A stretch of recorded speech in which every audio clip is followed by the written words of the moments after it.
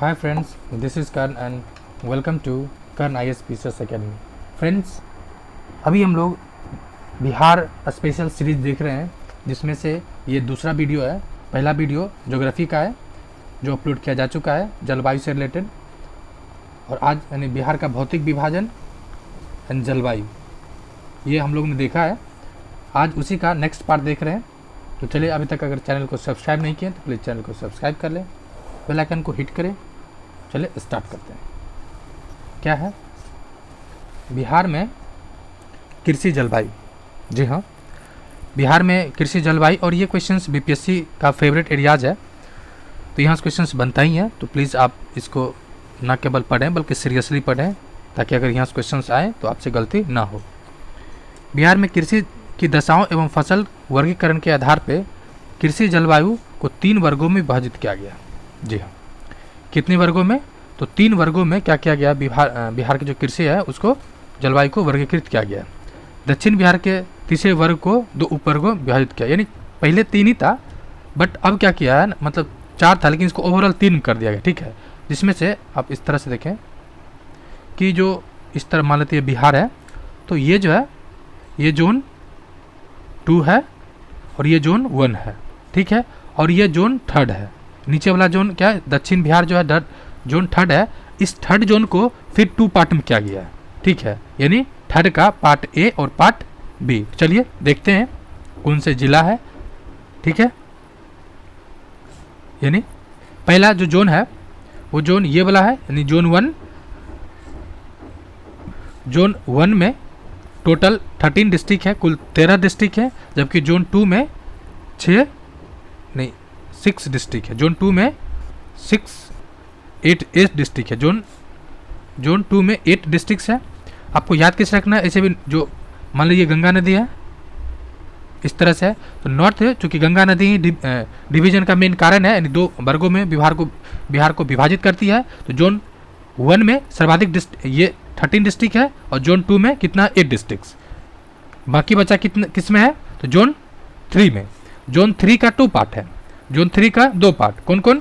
Zone 3A और zone 3B। Zone 3 है, इसमें टोटल कितना डिस्ट्रिक्ट है? तो टोटल 17 डिस्ट्रिक्ट है, चूँकि 21 उधर है, मतलब नॉर्थ में, यानी 13 + 8 21। अब बाकी जो बता 38 में से 17 डिस्ट्रिक्ट है वो दक्षिण भारत यानी जोन 3 में। एक सवाल सीडीपीओ में पूछा गया था, किसमें? सीडीपीओ में, कि किस जोन में सर्वाधिक जिला है। ठीक है, तो जोन किस में है? सर्वाधिक जिला जोन किस में है? तो जोन 3 में है। कितना जिला है? 17 जिला जोन 3 में है। ये एग्रीकल्चर क्लाइमेट के अनुसार ये डिवीजन किया गया है। ठीक है, लेकिन अगर मान लेते क्वेश्चंस में कैटेगरी दे दिया कि जोन 1 मतलब जोन 3A 3B और जोन 2 जोन 1 इस तरह से दे दे, तो फिर जोन 2 में जिला की संख्या कितना है?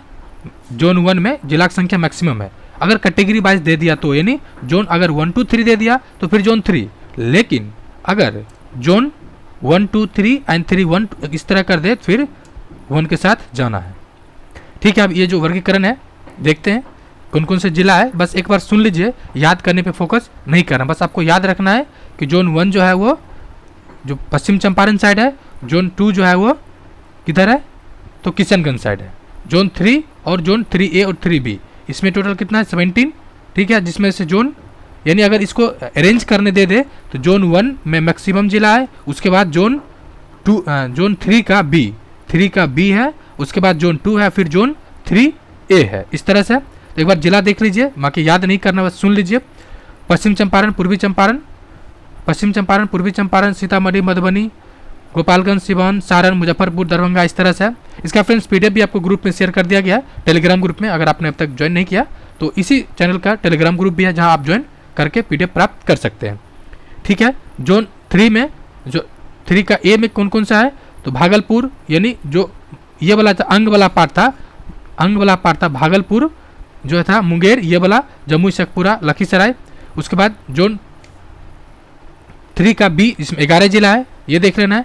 कह रहा विभिन्न कृषि जलवायु क्षेत्र की विशेषता सारणी में दिया गया, यानी कि कौन सा जलवायु क्षेत्र की क्या विशेषता है, तो उसको देखते हैं। यानी कृषि जलवायु क्षेत्र 1 यानी कौन सा, तो उत्तर पश्चिम वाला इलाका, यानी ये जो इलाका है ये वाला उत्तर पश्चिम वाला जो इलाका है इसका क्या विशेषता है, इसकी विशेषता को देखते हैं। यहाँ जो इस क्षेत्र में औसत जो रेनफॉल है यानी वर्षा होता है 104 से 145 सेंटीमीटर तक होता है, ठीक है, कितना 104 से 145। और यहाँ जो मिट्टी है कौन सा है, खादर मिट्टी है, खादर मिट्टी है। खादर मिट्टी मतलब जो नदियों के द्वारा लाए गए नवीन जलोढ़ मिट्टी है, नदी द्वारा लाया जाता है जलोढ़ मिट्टी, जल के द्वारा लाया गया कौन सा मिट्टी, जलोढ़ में भी जहाँ पे हर साल बाढ़ आता है, क्योंकि ये इलाका है नेपाल से सटा हुआ है और यहाँ पे हर साल बाढ़ आता है, इसलिए कौन सा मिट्टी है, तो खादर है। खादर किसको कहते हैं, तो नवीन जलोढ़ मिट्टी को, ठीक है। चूंकि हर साल बाढ़ आता है इसलिए कौन सा फसल मुख्य होगा, तो गन्ना, धान चूंकि पानी की बहुलता वाला क्षेत्र में होता है, गेहूं, अरहर, मक्का इत्यादि। वही जोन 2 जो कौन सा इलाका है, बिहार के जहाँ पे बरसात ज़्यादा होता है, यानी किशनगंज साइड, यानी उत्तर और पश्चिम, पश्चिम नहीं पूर्वी, उत्तर पूर्वी क्षेत्र। यहाँ पे वर्षा कितना, चूंकि वर्षा ज़्यादा होता है इस साइड बिहार में 120 से 140 सेंटीमीटर रेनफॉल होता है टोटल।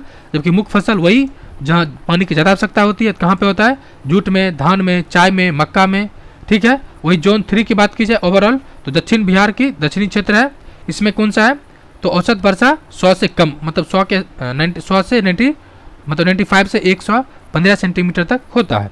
यहाँ बंगर मिट्टी है, बंगर मिट्टी, ठीक है, मतलब जहाँ पे बरसात कम होता है। मुख्य फसल गेहूँ, दाल, अरहर, चना, ठीक है। नेक्स्ट अब कह रहा है अपवाह तंत्र। बिहार का अपवाह तंत्र मतलब क्या हुआ, जैसे मान लीजिए बिहार है, ठीक है, यहाँ जो नदी और उसके द्वारा जो मतलब नदी और उसके सहायक नदियों से जो तंत्र बनता है उसी को अपवाह तंत्र कहते हैं, ठीक है। तो आप देखते हैं बिहार के विशेष संदर्भ में अपवाह तंत्र क्या उपयोगिता है और क्या है, तो नदी एवं उनके सहायक नदियों के विस्तृत जाल को ही अपवाह तंत्र कहते हैं। अपवाह तंत्र के आधार पर बिहार के नदियों को 2 वर्गों में विभाजित किया जाता है। कितने वर्गों में, 2 वर्ग में। कैसे कैसे, चलिए देखते हैं, ठीक है। ये जो मेन नदी है कौन सा नदी है, तो ये गंगा नदी है, गंगा नदी तंत्र, ठीक है। तो यहाँ पे 2 तरह की नदी है, एक जो ये हिमालय पार्ट है, हिमालय के द्वारा जो भी हिमालय से उत्पन्न नदियाँ हैं, दूसरा है पठार वाला नदियाँ, ठीक है, पर्वत पठार वाला नदियाँ हैं। तो पहला हिमालय वाला नदियाँ हैं, तो पहले इसमें मेन नदी कौन सा है, गंगा नदी है। उसके अलावा घाघरा, गंडक, बूढ़ी गंडक, बागमती, कमला, कोसी, बलान भी है, कमला, कोसी, महानदी, ठीक है। आपको फ्रेंड्स क्या करना है ना, सिंपल 4-5 बार इसको पढ़ लेना है, कौन, घाघरा, गंडक, बूढ़ी गंडक, ठीक हो गया, बागमती, कमला, कोसी, और आखिर नदी है कौन, महानदी। ये बीपीएससी में पूछा गया है कि बिहार में उत्तर साइड से मिलने वाली जो मतलब पूर्वी साइड से मिलने वाली लास्ट अंतिम नदी कौन है, लास्ट रिवर कौन सा है, तो महानंदा है। कौन सा है, महानंदा है। वही महानदी कहाँ पर है, तो महानदी उड़ीसा साइड है, लेकिन महानंदा बिहार में है, ठीक है। उसके बाद ये भी सवाल पूछा जाता है कि जो प्रथम नदी कौन है जो वेस्ट साइड से पश्चिम साइड से मिलता है, कौन सा है, तो घाघरा। कौन सा है, तो घाघरा। तो आपको पहले सीरीज मेरे साथ बोलना है क्या, घाघरा, गंडक, बूढ़ी गंडक, बागमती, कमला, कोसी, बलान एंड महानंदा, ठीक है।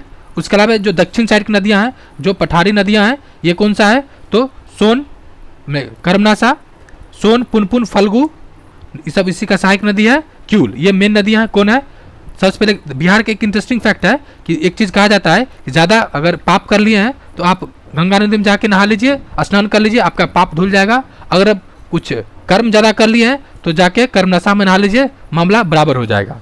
तो ये बिहार की अनोखी विशेषता में से एक है, ठीक है।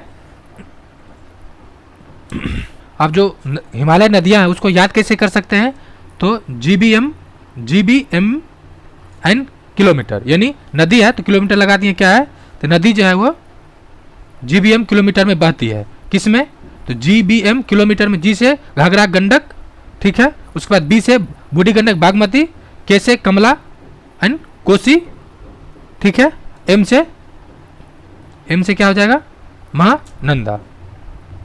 क्या ट्रिक हुआ, नदी जो है यानी उत्तर भारत की नदियां जो है, उत्तर बिहार की नदियां उत्तर बिहार की जीबीएम किलोमीटर में बहती है, ठीक है। यानी घाघरा, गंडक, बूढ़ी गंडक, बागमती, कमला, इस तरह से आपको ट्रिक और कोसी याद कर लेना है। वही दक्षिण भारत की नदियों की बात, दक्षिण बिहार की नदी की बात की जाए, बिहार की नदियां उसको कैसे याद कर सकते हैं, तो या कर्म सपना की, ठीक है। क्या याद कर सकते हैं? कर्म सपना की, क से कर्मनाशा, स्व से सोन, पुन पुन निरंजना जिसको फल्गु नदी भी कहते हैं, और मोहना नदी, अंतिम में कौन है? क्यूल। इस तरह से ट्रिक बना सकते हैं। चलिए आप इसको डिटेल देखते हैं। यानी कितने तरह की नदियां हुई? 2 तरह के। सबसे पहले जो हिमालय नदियां वो सदा नीरा है। क्यों? क्योंकि उसमें सालों भर पानी रहती है। ये जो पठारी नदियां हैं ये बरसात के मौसम में होती है, यानी बरसाती नदी है। उत्तर से दक्षिण की ओर प्रवाह होती है। जी हाँ, उत्तर से इस तरह से आता है, उत्तर से दक्षिण की ओर प्रवाह होता है। ये पूर्ववर्ती नदियां हैं। पूर्ववर्ती नदियां मतलब वैसे नदियां जो आने वाले रास्ते को काट कर अपना मार्ग बनाया हो, इसको पूर्ववर्ती नदियां कहते हैं। जैसे हिमालय नदियों को पूर्ववर्ती नदियां कहा जाता है। क्यों? क्योंकि युवावस्था में और जो भी पहाड़ पर्वत, जो भी उसके साथ पहाड़ आता है, उसको काटते हुए पर्वत को नीचे की ओर बढ़ जाता है, ठीक है। चूंकि बड़े बड़े डेल्टा का निर्माण करता है। उसके बाद यह नदी बाल अवस्था में, युवावस्था में मार्ग परिवर्तन कारण गोखुर झील का निर्माण करता है। इस तरह से गोखुर झील का निर्माण करता है, ठीक है। अत्यधिक जल ग्रहण के कारण बाढ़ का कारण बनता है। जैसे आपको याद रखना है GBM, ठीक है, और किलोमीटर में नदी बहती है, जिसमें से घाघरा, गंडक, कोसी, बागमती, महानंदा, ये सब हो गया। उसके बाद दक्षिण भारत की नदियां हैं। दक्षिण बिहार की कौन है? तो उत्तर से दक्षिण से इधर दक्षिण से उत्तर की ओर प्रवाहित होती है। ये नदी अनुवर्ती है, यानी मार्ग नहीं काट के जहाँ जगह नहीं रहता वहाँ से बगल से निकल लेती है, ठीक है। डेल्टा, छोटे डेल्टा बनाती है। ये नदियाँ प्रौढ़ अवस्था में। उसके बाद सीधा गमन करने वाली नदियाँ हैं। बाढ़ की संभावना बहुत कम होती है। और सोन, पुलपुल, आपको क्या रखना था? कर्म सपना का, ठीक है। तो सोन, कर्म, नशा, सपना, मतलब सपना से, इस तरह से तीनों नदियाँ आप देखते हैं 1 by 1, ठीक है। नदी, फिर उसका ओरिजिन, और फाइनली कहाँ पे जाकर वो मिलता है। तो गंगा नदी कहाँ से निकलती है? गंगोत्री, उत्तराखंड से, और फाइनली मर्ज कहाँ करती है? बंगाल की खाड़ी में। बिहार में टोटल लंबाई कितना है? 445, और टोटल कितना है? 25 किलोमीटर। गंगा की टोटल लंबाई 25, बिहार में 445, यानी कह सकते हैं 450 में 5 किलोमीटर कम। उसके बाद दूसरा घाघरा कहाँ से निकलती है? तिब्बत से। बिहार में कहाँ मिलती है? तो सारण में। कहाँ? सारण यानी छपरा, 83 किलोमीटर है बिहार में। गंडक नेपाल से निकलती है। बिहार में कहाँ? सोनपुर में। कहाँ पे? सोनपुर में, और टोटल लंबाई कितना है? 260 किलोमीटर। वही बात करें बूढ़ी गंडक, इसकी लंबाई कितना है? सॉरी, ये कहाँ से निकलती है? तो ये बिहार के सोमेश्वर श्रेणी जो था बिहार में, ये वाला पार्ट, यहाँ पे पश्चिम चंपारण वाला, वहाँ से निकलती है। खगड़िया माँ के गंगा में मिल जाती है, और इसकी लंबाई 320 किलोमीटर है। वही बात करें बागमती, ये कहाँ निकलती है? नेपाल के महाभारत श्रेणी से, कोसी में मिलती है, ठीक है। और इसकी लंबाई कितना है? 394 किलोमीटर। कमला की बात की जाए तो महाभारत श्रेणी, ये भी नेपाल से कोसी मिलती है, ठीक है। इसकी लंबाई एग्जैक्ट नहीं दिया गया है। कोसी की बात करें तो नेपाल के गोसाई स्थान, गोसाई माथा से निकलता है, ठीक है। और कटिहार के कुर्सेला में ये कहाँ में? गंगा नदी में मिल जाता है। इसकी लंबाई 260 किलोमीटर है बिहार में, ठीक है। वही बात करें महानंदा, तो ये पश्चिम बंगाल के दार्जिलिंग से निकलता है, ठीक है। और ये मालदा में गंगा नदी में जाके मिल जाता है। उसके बाद कर्मनाशा जो बिंद पहाड़ी से निकलता है। जो बिंद, बिहार के 2 जिले हैं जो बिंद पहाड़ी का क्षेत्र है। एक कैमूर, दूसरा रोहतास, ठीक है। और ये कहाँ मिलता है? चौसा, जहाँ पे बक्सर का युद्ध हुआ था, ठीक है। दूसरा है एक सबसे बड़ा है जो सोन नदी है, अमरकंटक पहाड़ी से निकलती है मध्य प्रदेश से, और दानापुर में आके मिल जाती है। दूसरा नदी है पुनपुन, जो पलामू झारखंड से निकलती है, फतुहा पटना में आके मिल जाती है। उसके अलावा फल्गु या निरंजना नदी जो छोटा रंगपुर पहाड़ से निकलती है, पठार से, पुनपुन नदी के साथ गंगा में मिल जाती है। अजय जो जमुई में, ठीक है, ये एक ऐसा नदी है जो निकलती तो बिहार से ही है, ठीक है, लेकिन ये जाके कहाँ मिल जाती है? गंगा नदी में, पश्चिम बंगाल में। इसको थोड़ा मार्क कर लें, चूँकि ये बिहार से निकलती है, लेकिन ये ऐसे जाके वापस पश्चिम बंगाल में जाके गंगा नदी में मिलती है। क्यूल नदी हजारीबाग झारखंड से निकलता है, लखीसराय में जाके मिल जाता है। सकरी नदी छोटा नागपुर पहाड़ से निकलती है, और क्यूल नदी गंगा में जाके मिल जाती है। ये हुआ। आप देखिए फ्रेंड्स, यहाँ पे कुछ मार्क करने वाले पॉइंट्स है जो आपको ध्यान रखना है। कौन कौन है देख लीजिए। पहली बात तो लंबाई के दृष्टिकोण से अभी तक क्वेश्चंस नहीं पूछा गया, लेकिन इसकी संभावना ज़्यादा है। पूछ सकता है कि लंबाई के दृष्टिकोण से नदी को अरेंज करें बिहार में बहने वाली नदियों के, तो आपको सबसे पहले गंगा नदी आएगा। दूसरा नंबर पर आ जाएगा आपको कौन? बागमती। दूसरा नंबर पर कौन आएगा? बागमती, ठीक है। तीसरा नंबर पर आ जाएगा बूढ़ी गंडक, और चौथा नंबर पर आ जाएगा गंडक, ठीक है। चौथा नंबर पर गंडक और कोसी। गंडक और कोसी की लंबाई बराबर है। ये स्टेटमेंट भी बनाया जा सकता है कि गंडक और कोसी की लंबाई बिहार में लगभग बराबर है, ठीक है, लगभग ला के कन्फ्यूज कर सकता है। तो ये आपको अरेंजमेंट भी फ्यूचर के लिए ध्यान में रखना है। आप देखते हैं कुछ विशेषता इंडिविजुअल नदी का, जैसे गंगा नदी कहाँ से निकलती है, तो उत्तराखंड के गंगोत्री ग्लेशियर से। बिहार में लंबाई कितना है, तो आप जस्ट आपने देखा 445, टोटल 2525। देवप्रयाग में अलकनंदा और भागीरथी दोनों नदियों के मिलने से इस नदी का गंगा नाम पड़ता है। यानी आप याद कर सकते हैं DAB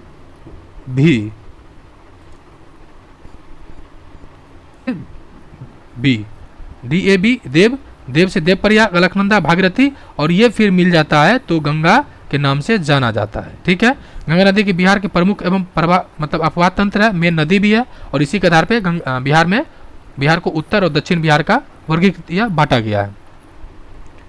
गंगा नदी बक्सर जिले में चौसा के समीप प्रवेश करती है, ठीक है, और कटिहार एवं भागलपुर की सीमा बनाते हुए बिहार से पश्चिम बंगाल में चली जाती है, ठीक है। एक क्वेश्चन पूछा गया था कि बिहार में गंगा नदी कितने जिला से होकर प्रवाहित करती है, कितने जिला से, तो बिहार में 12 जिला, ठीक है, कितने जिला, तो 12 जिला से गंगा निकलती है, ठीक है। क्योंकि बिहार में गंगा नदी की सर्वाधिक लंबाई कहाँ पर है, पटना जिला में। ये भी क्वेश्चन पूछा गया था 65th BPSC में। तो आपको ध्यान रखना है कि सर्वाधिक लंबाई कितना, पटना जिला, और कितने जिला, 12, ठीक है। इसको मैप में भी देखेंगे।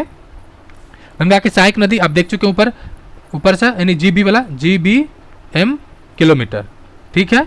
दूसरा कर्म, और ये वाला ये देख चुके हैं, तो ये सहायक नदी है, ठीक है। बांग्लादेश में इसे पद्मा कहा जाता है, यह अंततः बंगाल की खाड़ी में मिल जाता है। एक फ्रेंड्स यहाँ पर एक चीज़ आप थोड़ा सा देख लीजिए,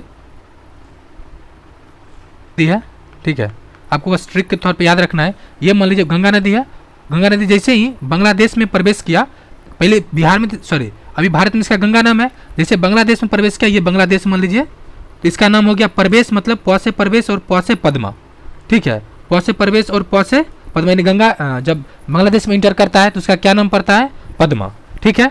और इधर से ये ब्रह्मपुत्र नदी है, ये कौन सा है, ब्रह्मपुत्र नदी है, ठीक है।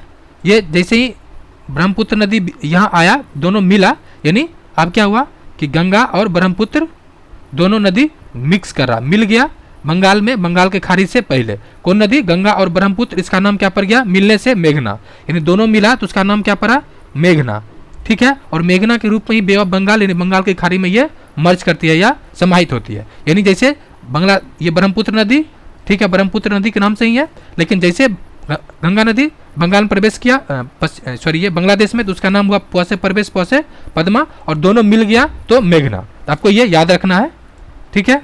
नेक्स्ट, इसको कौन सा नदी कहा जाता है, जस्ट आपने ऊपर देखा पद्मा, लेकिन मिलता किसके नाम से है, तो मेघना के नाम से, ठीक है। नेक्स्ट, घाघरा, यह नदी कहाँ से निकलती है, तो तिब्बत के मानसरोवर के पास से निकलती है। कहाँ, कहाँ से, तो तिब्बत के मानसरोवर से, ठीक है। बिहार के सीवान में प्रवेश करती है। उत्तर प्रदेश और बिहार की सीमा पर बहती हुई सारण में गंगा नदी में मिल जाती है। एक सवाल ये भी पूछा जाता है कि बिहार, मान लेते ये बिहार है और ये उत्तर प्रदेश मान लीजिए, तो बिहार और उत्तर प्रदेश की सीमा कौन सा नदी बनाती है, ये भी सवाल आता है, कौन सा नदी बनाती है, तो घाघरा नदी। बिहार और उत्तर प्रदेश की सीमा पर कौन सा नदी बहती है, तो घाघरा नदी। अन्य नदी की बात की जाए तो इसको मैदानी भाग में, ठीक है, मैदानी भाग में क्या कहते हैं, सरयू, गोगरा, करनाली नेपाल में आदि इसकी सहायक नदी, जैसे राप्ती, छोटी गंडक, शारदा, ये सब भी उसकी सहायक नदी है, सेती भी। दूसरा है गंडक, इसका गंडक नदी को नारायणी नदी मैदानी भाग में कहा जाता है। सप्तगंडकी, शालिग्राम, नेपाल में इसका शालिग्राम या सप्तगंडकी के नाम से भी जाना जाता है। गंडक की मुख्य शाखा धौलागिरी और अन्नपूर्णा श्रेणी को पार करते हुए जॉर्ज बनाते हुए बिहार में भैंसा लोटन, यानी पश्चिम चंपारण के भैंसा लोटन में प्रवेश करता है। कौन सा लोटन में, तो भैंसा लोटन में, ठीक है। यह उत्तर प्रदेश और बिहार के बीच 45 किलोमीटर की सीमा बनाती है। यानी अभी तक दो नदी, एक घाघरा देखा आपने, दूसरा गंडक। ये दो नदी कौन सा है, गंडक नहीं बल्कि बूढ़ी गंडक नदी, ये दो नदी है जो बिहार और उत्तर प्रदेश के बीच सीमा का निर्धारण करता है, ठीक है। ये 45 किलोमीटर करता है। सहायक नदी की बात करें तो काली गंडक, ये पूछा गया बीपीएससी में काली गंडक के बारे में।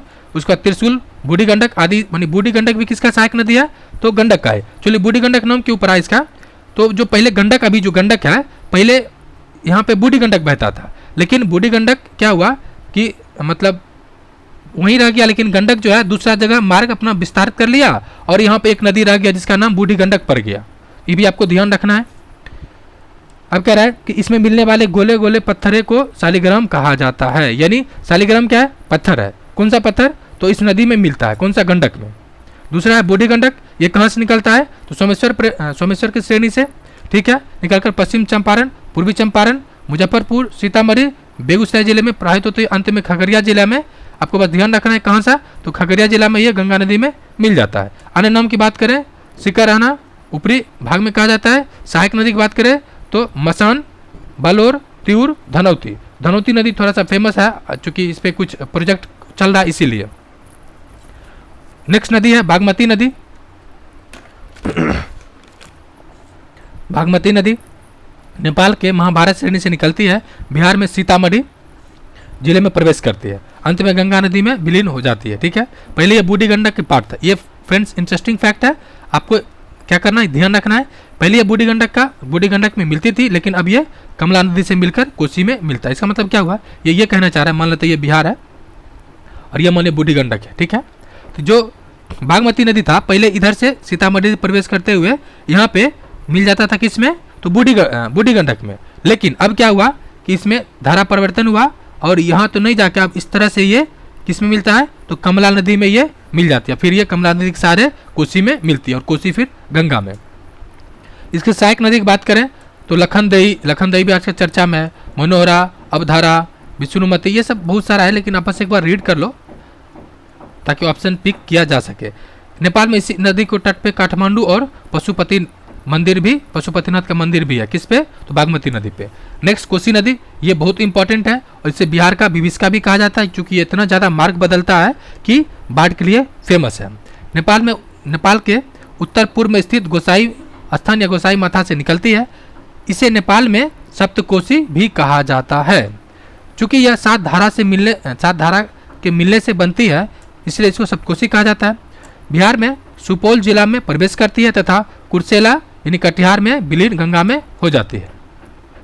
नेक्स्ट, कोसी नदी अपने मार्ग परिवर्तन कारण बाढ़ के लिए विख्यात है और इसे बिहार का शोक कहा जाता है, ठीक है, या बिहार का अभिशाप कहा जाता है। ये जनरली बीपीएससी हर अल्टरनेटिव में पूछता है। इसके अन्य सहायक नदी की बात करें, सहायक नदी अरुण, तमोर, लिपू, दूध कोसी, तमाकोसी, इंद्रावती थोड़ा मार्क कर लें चूंकि ये इंद्रावती कई जगह पर नदी है। इंद्रावती इसका मतलब कोसी का भी एक सहायक नदी है। दूसरा सुन कोसी। नेक्स्ट महानदी नहीं बल्कि महानंदा, ये बिहार के पूर्वी बिहार में बहने वाले अंतिम नदी है। ये क्वेश्चन पूछा भी गया था हाल ही के बीपीएससी में। ये पश्चिम बंगाल के दार्जिलिंग जिले में पहाड़ से निकलकर किशनगंज, पूर्णिया, कटिहार होते हुए मालदा यानी पश्चिम बंगाल में गंगा नदी में मिलती है। जैसे दो नदी है, एक तो जैसे बिहार आया, एक तो महानंदा जो बिहार तो आती है लेकिन मिलती है कहाँ जाके, पश्चिम बंगाल। और साउथ बिहार का एक अजय नदी है जो निकलती तो बिहार से ही है लेकिन मिलती कहाँ जाके, पश्चिम बंगाल। ये दो नदी है जो अभी तक बीपीएससी यहाँ से सवाल नहीं पूछा है, तो इसकी संभावना है ये पूछा जा सकता है, तो आपको मार्क कर लेनी है, ठीक है। यह उत्तर बिहार की सबसे पूर्वी नदी, यही सवाल था, उत्तर बिहार की सबसे पूर्वी नदी कौन सा है, तो महानंदा। इसकी सहायक नदी की बात करें, नागर, बालासोर, मेची नदी। अभी कोसी मेची पे प्रोजेक्ट चल रहा है, तो ये पूछा जा सकता है कि मेची नदी किसका सहायक नदी है, तो ये इसकी संभावना ज़्यादा है, यानी किसकी है, तो महानंदा का। नेक्स्ट कर्मनासा, ये किसकी नदी है, तो किस तरह के, तो साउथ बिहार का है। कहाँ पर है, तो ये यहाँ पे नदी है, मान लीजिए बिहार है, तो यहाँ ये जो नदी है ये है कर्मनासा, ठीक है।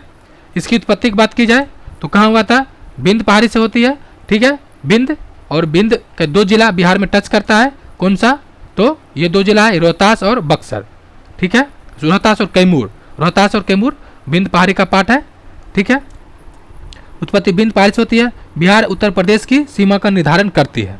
और ये 3 नदी हो चुका है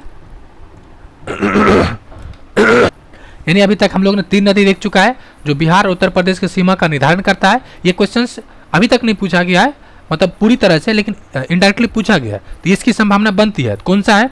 एक तो घाघरा देखा आपने, दूसरा गंडक नहीं, जस्ट अभी देखा कौन, कर्मनासा, और तीसरा नासा, घाघरा, गंडक एंड कर्मनासा। ये 3 नदी है जो बिहार उत्तर प्रदेश की सीमा बनाती है। हालांकि ये भी है, गंगा नदी भी है, लेकिन गंगा नदी ऑप्शन में नहीं देगा क्योंकि वो कॉमन नदी है, पॉपुलर नदी है। तो आपको आ सकता है कौन कौन, तो कर्मनासा, घाघरा एंड गंडक, यानी केजी जी, ये नदी जो है बनाती है सीमा। आप देखते हैं बिहार में बक्सर, जहाँ पे बक्सर की युद्ध हुआ था, चौसा के निकट गंगा नदी में मिल जाती है। दक्षिण बिहार की सबसे पश्चिम नदी है, जैसे दक्षिण बिहार की सबसे पश्चिम नदी है, कौन सा? पश्चिम। और पूर्वी नदी था उत्तर बिहार की, कौन सा? जस्ट हमने देखा था अभी, कौन? तो महानंदा। ठीक है। और गंगा नदी अपवित्र नदी माना जाता है, यानी पाप आपको ज़्यादा पुण्य हो गया है तो थोड़ा कर्मनाशा में जाके पाप कटवा लीजिए, मतलब कर्म को नाश करवा लीजिए। सोन नदी, ये अमरकंटक पहाड़ी के मैकाल श्रेणी से निकलती है। यह रोहतास एवं गढ़वाल जिले झारखंड के बीच बिहार में प्रवेश करती है। कहाँ पे? रोहतास में। आप थोड़ा सा मैप देख लीजिए, मान लीजिए दक्षिण बिहार का मैप है, ये रोहतास है, यहाँ से प्रवेश करती है। कहाँ से? यहाँ से रोहतास में, और गढ़वाल जिले झारखंड में बीच बिहार में प्रवेश करती है। तथा रोहतास भोजपुर पूर्वी सीमा बनाते हुए कौन मनेर दानापुर गंगा में मिल जाती है। ठीक है। यमुना के बाद, ये मार्केबल पॉइंट है, this is very very important lines that Ganga, ठीक है, यमुना के बाद गंगा दूसरी सबसे दक्षिण सहायक नदी है। यानी गंगा नदी, मान लीजिए गंगा नदी उत्तराखंड से आया, ठीक है, तो यमुना नदी यहाँ मिलती है, और दूसरा यहाँ पे मिलती है सोन नदी। यानी यमुना 1 नंबर पर हुआ, और दूसरा जो गंगा की सहायक नदी है तो दक्षिण साइड से मिलती है, उसमें सबसे बड़ा है कौन? कोसी नदी, सॉरी कोसी नहीं बल्कि सोन नदी। तो आपको इस बात को ध्यान रखना है। इसके प्रमुख सहायक नदी की बात करें, रिहान, कन्हार, उत्तरी कोयल पूछा जा चुका है बीपीएससी में। सोन नदी डेहरी ऑन सोन, रोहतास, इंदिरापुर बैराज, रोहतास, बनसागर, बंद, मध्य प्रदेश स्थित है। यानी सोन नदी पर 3 बैराज है, डेहरी ऑन सोन जो पूछा जा चुका है बीपीएससी में कई बार, इंद्रपुर बैराज रोहतास में है, और बनसागर मध्य प्रदेश में। ठीक है। सोन नदी पर बने नारों में रोहतास, भोजपुर, सूक्ष्म मैदानी क्षेत्र में बिहार का मुख्य चावल जो कहा जाता है, रोहतास को चावल का कटोरा कहा जाता है, उसका कारण है सोन नदी। नेक्स्ट है पुनपुन नदी, यह झारखंड के पलामू जिले में छोटा नागपुर पठार से निकलती है तथा बिहार के औरंगाबाद, जहानाबाद होते हुए फतुहा के निकट गंगा में मिल जाती है। इसके प्रमुख सहायक नदी की बात करें तो मोहर और मादर और दरधा। यह दक्षिण बिहार की दूसरी सबसे प्रमुख नदी है। नेक्स्ट फल्गु, हजारीबाग के पठार से निकलती है, लीलाजन यानी निरंजना तथा मोहना नदियों के मिलने से बनती है। किसके मिलने से? तो निरंजना और मोहना के नदी के संयुक्त धारा को क्या कहते हैं? फल्गु नदी कहते हैं।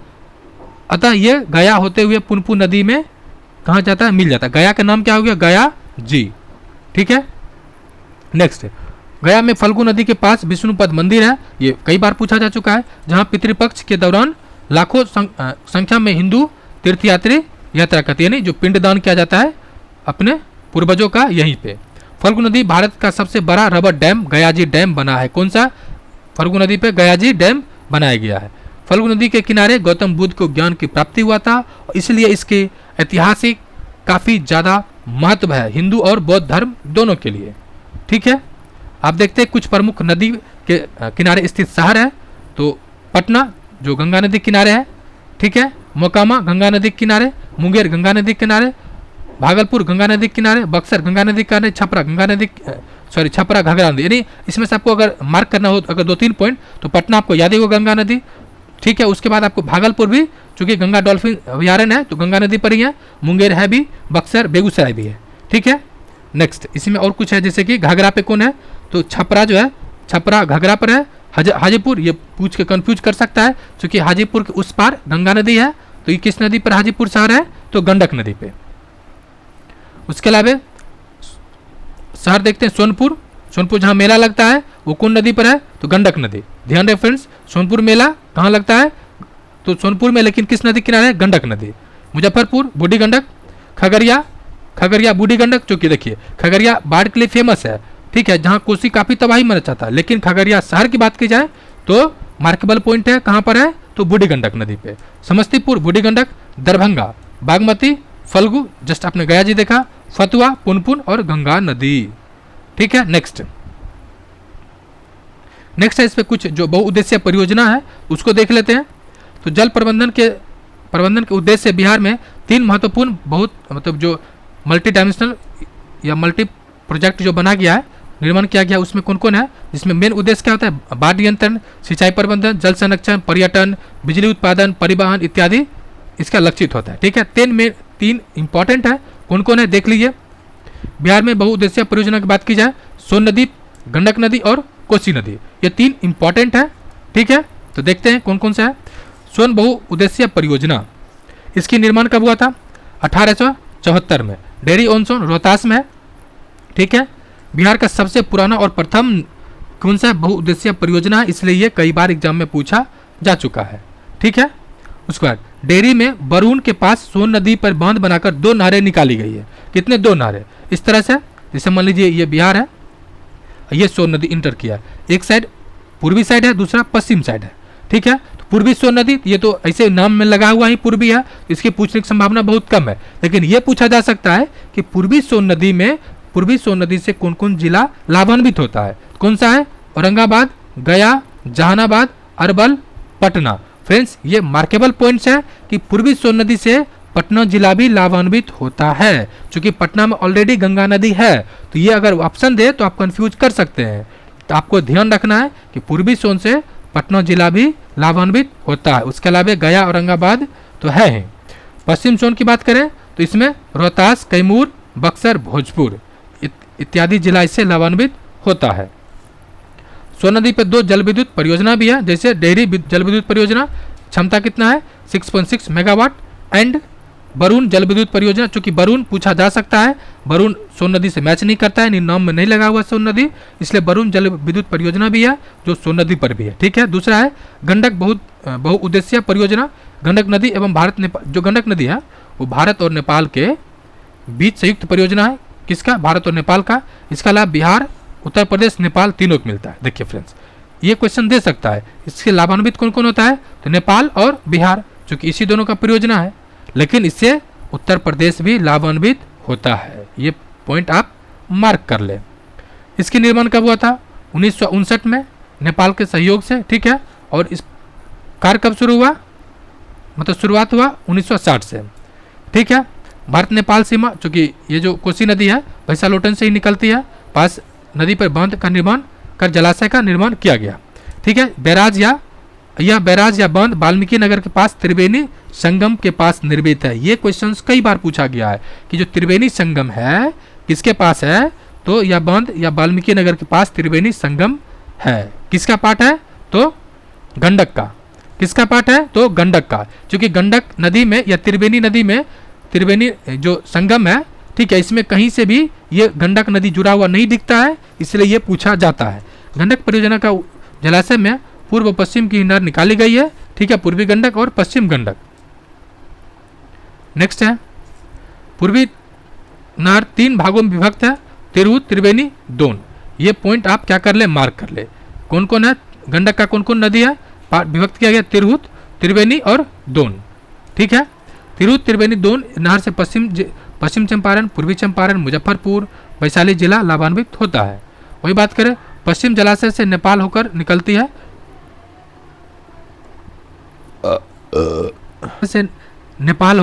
है, नेपाल सिंचाई के अतिरिक्त जो सहायक नदी में उत्तर प्रदेश, गोरखपुर, देवरिया, बिहार का भी सीमांत सारण सिंचाई होता है। ठीक है, इसमें 15 मेगावाट जल विद्युत केंद्र स्थापित किया गया है, जो पश्चिम नहर पर भी बनाया गया। नेक्स्ट है और अंतिम है, कौन है, कोसी बहुउद्देशीय परियोजना। ठीक है, भारत और नेपाल की संयुक्त परियोजना है। इस परियोजना की स्थापना 1953 में हुआ था और 54 में ये लागू हो गया। ठीक है, इस नदी पर हनुमंत नगर बांध बनाकर नेपाल में जलाशय निर्माण किया गया है। ठीक है, और परियोजना को 1965 में पूर्ण रूप से तैयार कर लिया गया था। इसका भी दोनों पूर्वी और पश्चिम है। तो पूर्वी कोसी की बात करें तो अररिया, सुपौल, पूर्णिया सिंचाई की जाती है। पश्चिम कोसी में दरभंगा, मधुबनी, सुपौल, बेगूसराय भी किया जाता है। ठीक है, ये फ्रेंड्स अब जलाशय है, ये आज का ये अंतिम टॉपिक है, इसको भी देख लेते हैं। फ्रेंड्स, ये नदी तंत्र को आज यहीं पर रखा जाए, फिर नेक्स्ट पार्ट में इसका आएगा। फ्रेंड्स, आपने अभी तक चैनल को सब्सक्राइब नहीं किया प्लीज़ चैनल को सब्सक्राइब कर लें। आपको डेली बेसिस पे हिस्ट्री, ज्योग्राफी, पॉलिटी, इकोनॉमिक्स सभी चैप्टर का क्वेश्चंस मिलता रहेगा। शुक्रिया एंड जय हिंद फ्रेंड्स।